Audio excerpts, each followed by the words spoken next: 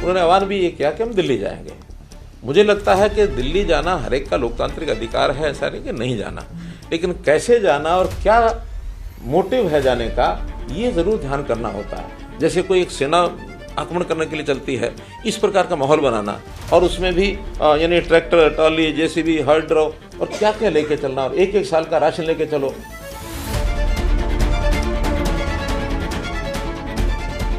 तो पहली बात तो है कि विषय जो डिमांड है वो हरियाणा सरकार से नहीं है, वो सारी डिमांड चुन के केंद्र सरकार से जुड़ी हुई है। और उस केंद्र सरकार से जुड़ने के बाद उन्होंने आह्वान भी ये किया कि हम दिल्ली जाएंगे।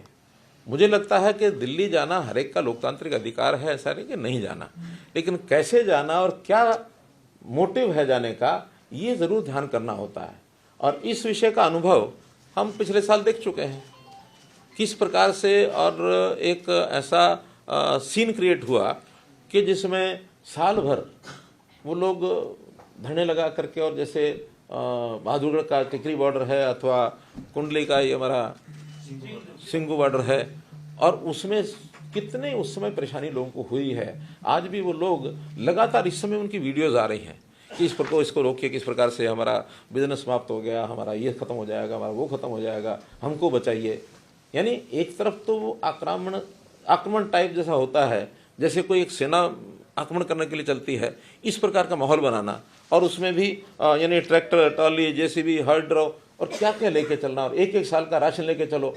यानी ये जो आह्वान किया जाता है, तो इसके अंदर हमें नागरिकों की सुरक्षा, उनकी भी सुरक्षा चाहिए, नागरिकों को भी चाहिए। आखिर किसान भी वो अपने ही, अपने देश के बाहर के नहीं है, इसलिए उनका जो तरीका है उस तरीके पर ही आपत्ति है।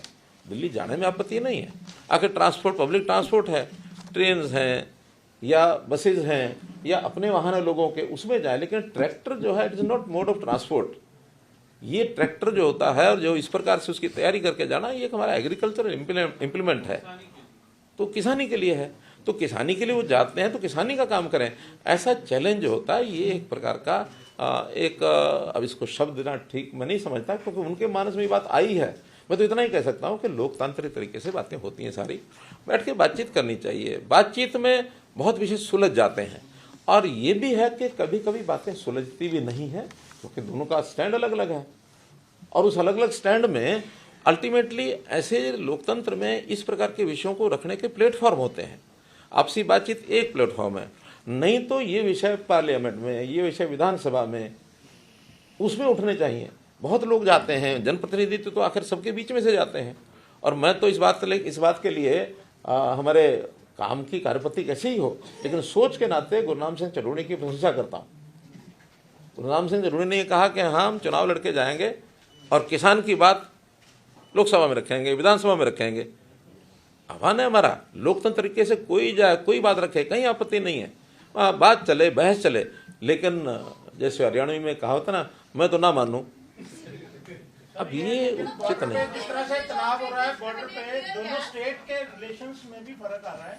पंजाब ने आपत्ति भी की है, जो पीएम गैस के सेल उनके पंजाब में गए हैं। ऐसा है पंजाब का अनुभव नया नया है, हमारा अनुभव बहुत पुराना है। अगर ये पंजाब में एक साल भर ऐसे ही चलता रहा जैसे हरियाणा ने झेला है, तो पंजाब हमको बताएगा कि उनका अनुभव क्या रहा है।